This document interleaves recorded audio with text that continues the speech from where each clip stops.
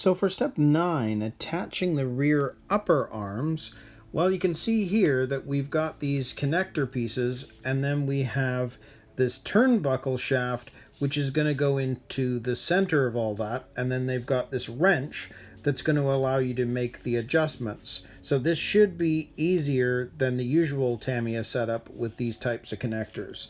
Now you can see here they also want you to put in the joints, and then we're going to end up snapping these onto those balls from the last step that we used the thread lock on. So those are the pieces that we need for this. So I'll set this up and we'll put these together.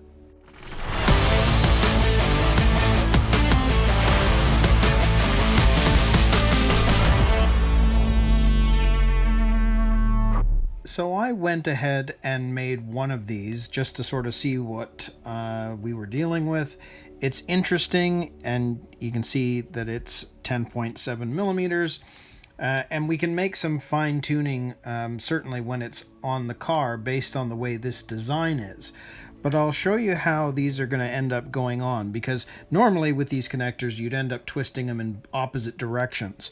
Well, these ones you do it in the same direction. So if we look at how this is, you can see, and I don't know if it matters, but I'm going to build it this way. You can see on one end there's a section with no threading, which seems to be on the left side. So we'll grab one of these connectors, and I'm going to try and start turning it in.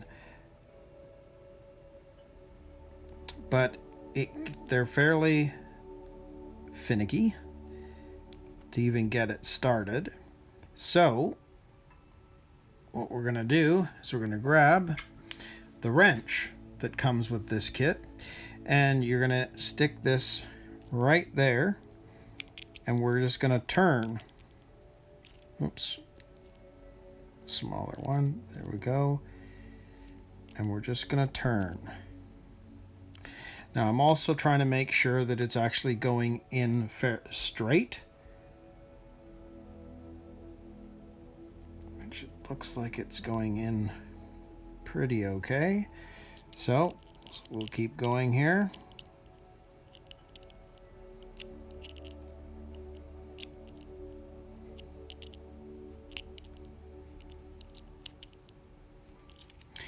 So now with that one started, I'm going to turn this around and I'm going to use the wrench on the other side, because now I've got to get this one started.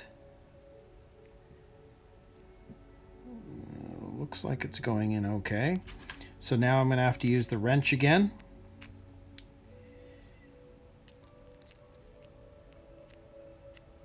And it can be a bit finicky. And use it to do the turning, because if you hold on to the other end of the other connector, this one, you're actually going to end up spinning one of them off. But I find getting that into the wrench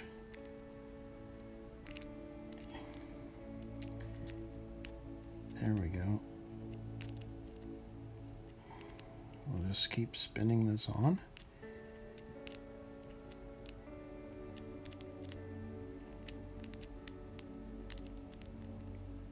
Now we'll just do a check. Yep, so because this side, I didn't screw this side on enough anyway, we're going to go back to the left side here and turn.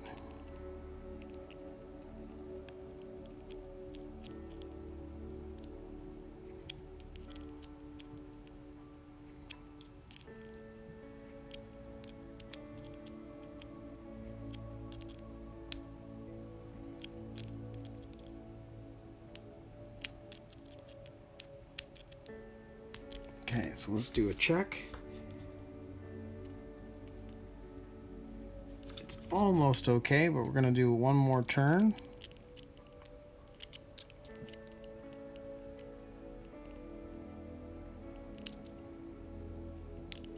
And I've got to get it level with the other one so that both the eye holes, you could say, are facing the right direction. So again, let's do a test. And it looks like that is correct. And if I grab our ruler, we should be at 10. I mean, it says 10.7, so almost at 11, but it looks like that's about, if I get that at the end, right, just about right. But when you do the check and just put this down onto the instructions, it's right where it needs to be. So both these now are the same. So good, we've got both those set and ready to go. So if we grab our gearbox, they're showing you putting the gear joints in. So we'll put those in place. There we go. And let's see here. These two need to be popped on. Now, it says note direction. So there's definitely a reason why the section that has the no threading is facing, actually, interesting. So you are going to have to be aware of this because the no thread section is facing outwards on this side. So we'll pop those on. Just make sure I've got this right. Yes. So let's make sure that is correct.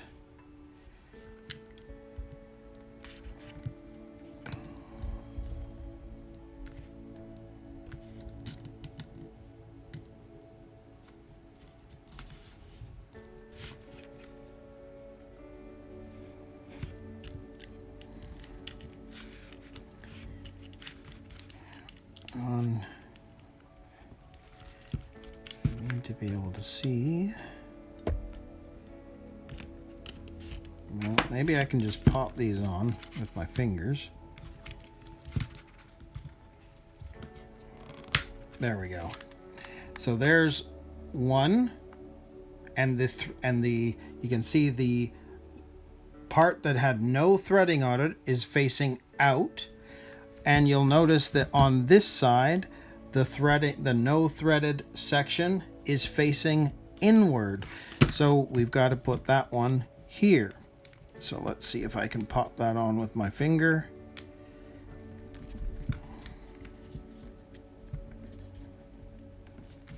No, looks like that's going to be tougher.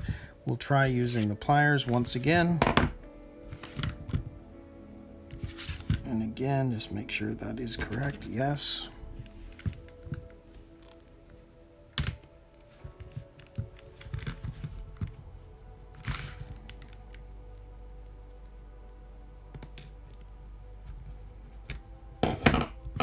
And there we go.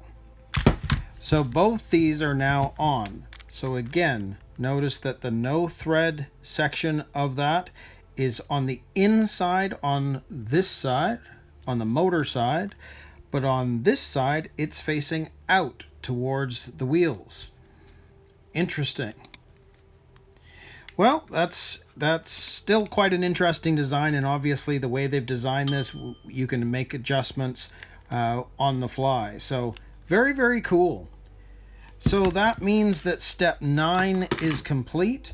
So now we're going to move on to step 10 and attach the rear axles.